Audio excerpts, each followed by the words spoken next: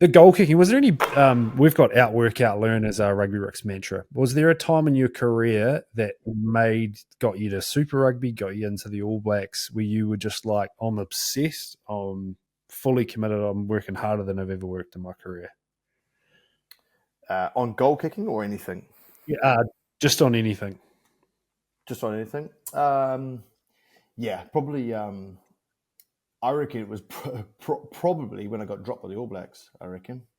Right. Like I wasn't always the greatest rugby player. I don't think. Like in terms of coming through, like I had to work really hard. Like I was smaller than everyone else and had a bit of a chip on my shoulder. So I did work hard. But then I felt I got really comfortable when I kind of made Super Rugby, and then because it happened quite quickly. Like in the space of 18 months, I went from club footy to being an All Black.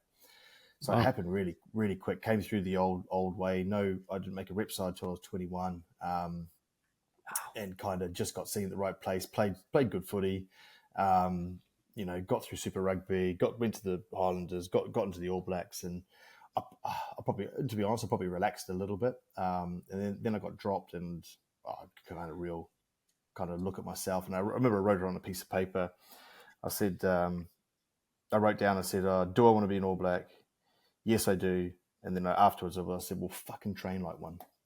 And so I did that. I did, and then I became really obsessive around like right extras, skills. That was my point of difference. I was always Wow. fast in my acceleration, but I had to try and be as skillful. I mean, I wasn't as powerful, but so yeah. So that was probably a big turning point for me, I reckon. And I became really obsessed around it. Had a routine around my kicking, a real proper routine through the week. Knew when I was going to do my restarts, my goal kicks, my touch kicks, my attacking kicks. Had it all mapped out. And that became something that I could really rely on and go back and be accountable for. Yeah. And I probably didn't have that accountability as I was coming through. And Yeah. so that certainly helped. And then that probably took me to the next level after that. And I continued that at Quinn's. And say about 28, I reckon probably I peaked around 31, 32, I reckon. I think that was the Yeah. time when I was like, yeah, everything. Not the game was easy, but like because it was extremely hard. But like I knew, for the most part, I was going out there comfortable and not thinking about and Yeah. overthinking things. Your game was in a really good place. That's Yeah, such a cool what a great example of that time where you had to lean in. And I think that when I remember you playing, you always had one or two little moments in games, a line break, a chip kick that comes off, like a moment. mm, And if you can back that up with a rock solid kicking game, goal yeah, kicking, you can go in and just back yourself and be like such a valuable key to the puzzle, right? Which probably so that hard work paid off and you got selected. Who were you up against at the time for the 10 jersey? Oh, the big man. Carter was there. I was actually originally when I first came through. Carter was 12, so it was actually the first year was I think Carlos and Mertz were there. Yeah. Showing my age now. And then obviously they left in 2004, and then so Carter started playing 10. Luke McAllister was coming through at the time, so it was pretty much Carter was the one, and Yeah. mate, it is what it is. He was a pretty good player. He was a pretty good player. So like I can laugh about it now, but Yeah. yeah, it was. I was really proud of what I achieved, and I did what I could do when I got the opportunities, and Yeah. that felt I played pretty well. Got to a World Cup, and everyone would have loved more, but it was what it was. And then I made the decision to go overseas, and I probably carried that on overseas and managed to play really well for Quins and win some trophies and play 200 games. And that probably, yeah, that kind of fighting mindset probably helped me in the All Blacks. Yeah. And my advice to all players is you'll be so proud of your effort if you actually get after it, whatever happens, whatever the outcome. And like what you just said, then you're proud of what you Mm. did there and turned it around. I love that. Otago, when I also think about you, I think cotton jersey, Otago, Yeah. just carving it up. Um, just quickly, you came down. Where did you live? How was your first year? And what was that experience of Otago life for you? Oh man, I loved Otago. I loved Otago. It was when because it was back in the days when the Super Rugby teams had to protect people, and then if you didn't, you get into a draft. So I think back Right. then, Otago, what they did really well back then is I think they really thought about who they were going to select, because it was always they were always getting people from outside, I think, at the time, and there was always, Yeah. a few that would come down, and I think during that time they did it really well. So they selected me, and I think they maybe saw me as a bit of a succession to Brownie, because it was Brownie's last year at 10. Right. That year was awesome. I mean, and that's super. I know I played 15 for the majority of that year. I played 10 a couple of times. I think as a bit of maybe a trial to see if I could, take that 10 spot off Brownie. But man, some of the players I was playing with, I mean, man, our front row, Yeah. like, Oliver Muse, Hoft, Malin and Josh Blackie. Oh man, it was awesome, and we had a good time. We had a great time. Like the court sessions and the socials that we'd have, and I had a fantastic time, and hence why I ended up, because I played one Super Rugby there and then went back to Harbour, and I just wanted to move down and really immerse myself in the Otago culture. And I probably the one frustration is I'd probably had a few too many injuries, and I probably didn't be able to play as much as I would have liked to. I had a pretty bad collarbone injury in Pretoria, and I did my hammy a couple of times, so it probably stagnated me a little bit. But I loved putting the blue jersey on. I love the people. Yeah. I love the town. It was fantastic, and yeah, I look back with really fond memories of Otago itself, Otago and Otago rugby. Where did you live? Who did you live with? Where did I live? The first one was in Kaikorai Valley, I think it was Kaikorai Valley. Then we Yeah. moved to Musselburgh. Then we were down Musselburgh. Actually, I know. I tell you, the first place we were, I don't know if they're still there, but there were station apartments, probably down by Yep. where the ground is now. I think probably down that way. But there were station apartments, and I was staying there. And next door to me were the Fijian boys. Tui Levu was there, Tani Vula was there, and you wake up some mornings and there'd be like 30 Fijians on the lawn having a kava session at like 6 a.m. Oh man, it was mental. Like it was, it was proper mental. But yeah, that was probably my first experience down there at Station Apartments. Going, this place is like, what's this? And then Studentville was up, student section was up Yeah. in that top corner down the road there. Oh, like it was, so good. Like those were the days, the good old days. But yeah, so I kind of lived down that way, and then Musselburgh, stayed there for a little bit, and then yeah, that was it. Yeah, it was so fun watching that battle, you and Brownie battling it out. You Yeah, mentioned there around the 10 and 15 jersey. There's a bit of that happening in New Zealand rugby at the moment. DMAC, yeah, Bodie, Marcus Smith with you. Like, yep, you had it as a player. Was there a point in your career like, mate, I'm a 10, I'm done with this? yep, Or were yep. you always, I'll do what's best for the team? And if someone's in that position, how do you attack it? Like, how do you see that? Yeah, I think at the start I was always it was definitely do what's best for the team, and certainly it was probably that coming through Harbour into that first Super Rugby campaign with the Highlanders. Yeah. I then Starting wanted to jerseys and nail. starting jersey, right? Yeah. I really wanted to nail my flags to the mast and have a go at that number 10 jersey. I wanted that to be I wanted the Highlanders number 10 jersey, and I wanted the All Black number 10 jersey. So I said, look, I want to play. I'll play. I'll go back there if you want me to, but I want to set the stall out and say this is where I want to play. So that's what I did do. I think now, I don't know, maybe the game's changed. There seems to be a bit more around. Certainly Razor likes players that can play multiple positions. I think it certainly gives you a string to the bow. Like I definitely wouldn't begrudge it in having the ability to play. Like if you're a 10 that can play 12, brilliant. If you're a 10 that can play 15, that's great. The old French 9 that can go to 10, like that kind of thing. If you can do that, the old John Preston. If you can do that, that's brilliant. It certainly makes you valuable. It certainly makes you Yeah. valuable to the team.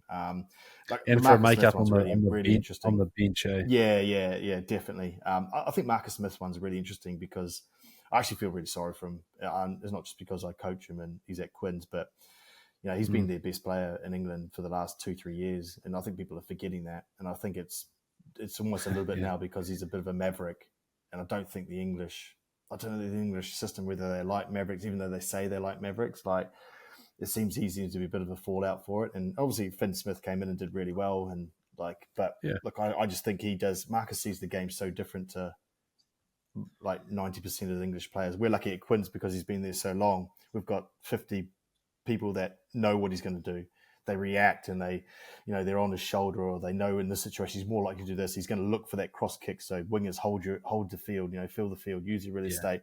I just think there's a bit of in England, and not everyone's quite right on the same wavelength with him, and therefore sometimes I think he gets a bit of the fault with that, which I think is a bit disappointing. But both really good tens. And I think for Marcus, having the ability to do both makes him really valuable. But I know he wouldn't be enjoying being put with a 15 on the back. He'd want to play 10. He want to demand and run the game, which I think he's brilliant at. So, can you remember a point where you spoke with coaches and said, "Hey, look, I'd prefer just to play 10. Stop giving me work I on think the fullback." Greg Cooper. Yeah, Coops was a coach at Highlanders then. So I think it was the year after probably towards the end of that year with Brownie. I think Brownie said he was leaving anyway because I think it was his last year. So we kind of knew that. I said, "Oh, look, like I want to be 10. I want to. Oh, I don't want to. You go and get someone else. Obviously, you'll have another 10 in there, but don't think about getting someone else that you want as your number 10. I want the number 10 jersey." So I had a conversation which he was really good at. And it was the same for Otago in the NPC. When obviously we played NPC back in those days, and it was the same. Just put me at 10, and if you need me to drop back, I'll drop back. But I want the number 10 jersey. Outstanding. And just to wrap, mate, your time with England, what an awesome opportunity to international footy. Your perspective, your takeaways, your learnings, what's different, the coaching group. And I'm actually really keen to hear about English boys. I've heard and lads. Eddie Jones has spoken about a little bit, but different culture and coaching them and how they think. What was your experience? Yeah, really, really great experience. I think it was Steve Borthwick's first campaign in the Six Nations. Yeah. So I think, if I'm being brutally honest, like in the first campaign, it was all about being hard to beat. So getting the defence right, get your kicking game right, get your set piece right. Even though he's probably sold it that we wanted to play like Quins, I didn't get a lot of coaching time to do that. So I kind of knew that might be the fact anyway. So I just tried to learn as much as I can and just challenge myself to see if I could be comfortable coaching at that level. It made me a way better coach. Being really convicted in my beliefs and what I was coaching to British Lions, 100 Test English internationals. They were brilliant, by the way. The players are awesome. So I really enjoyed it, and I learned so much. It made me a way better coach, made my delivery in meetings a lot more succinct and concise and really clear. I came back with a lot more confidence around delivering in meetings around that, which was fantastic. The Six Nations is a hell of a competition to coach in. You get 1 week before the start of the competition, and then bang, you're into it. You're into the Scotland week, or whatever it I'll is. just jump in. Speak more to that conviction and confidence. I'm a big believer, monkey see, monkey do. So did you just see other people and you're like, okay, that's how it needs to be done, like step up, I need to be that in that situation? I think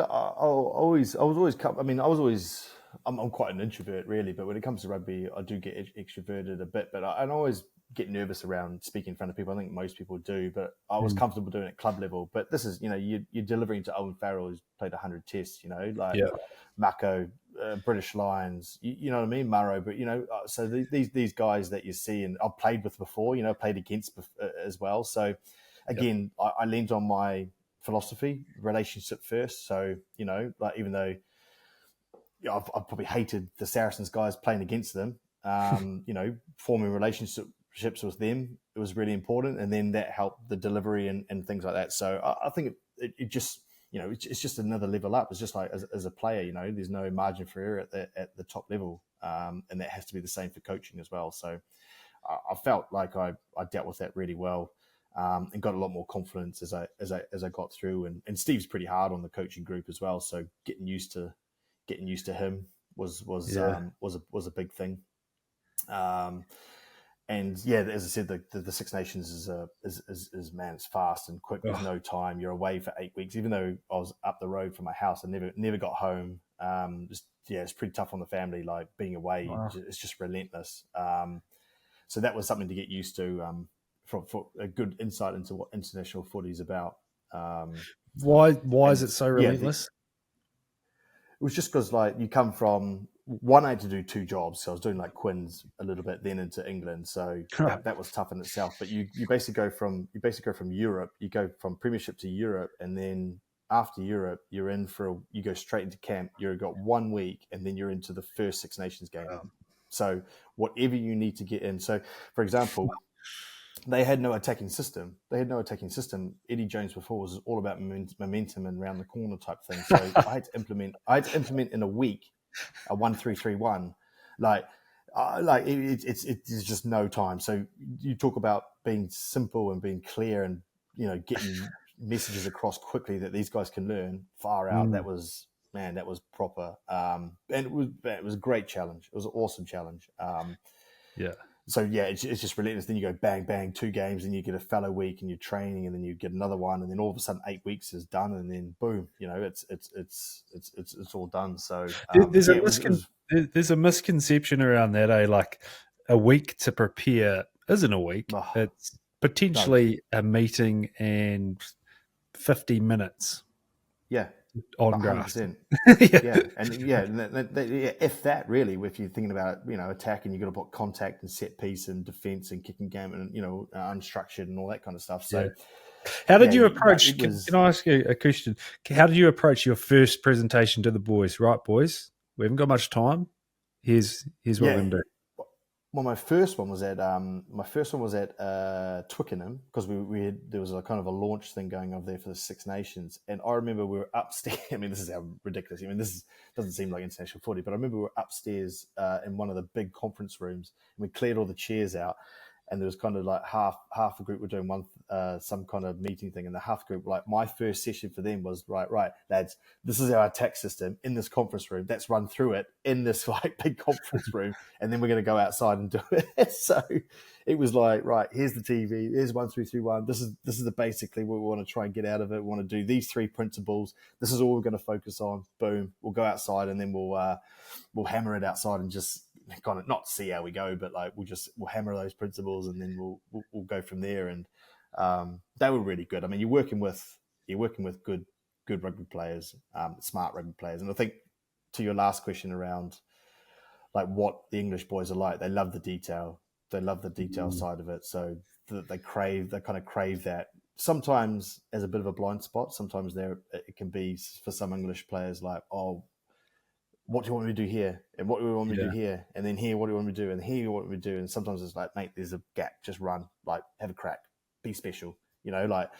So sometimes it's giving them a bit of freedom in that. But no, it was a great time, great experience.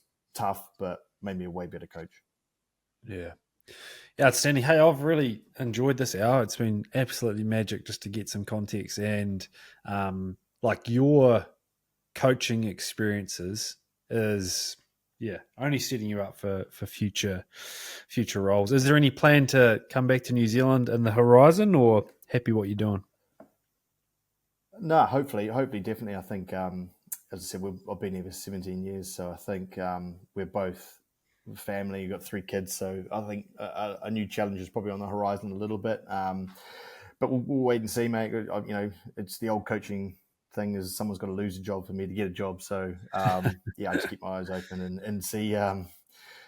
See where opportunities may present themselves. So I'd definitely love to come back and give back to New Zealand rugby. It's where it all started for me. So I'd love to come back and Yeah. help the young generation of rugby players come through and hopefully achieve some of what I achieved in kind of New Zealand rugby.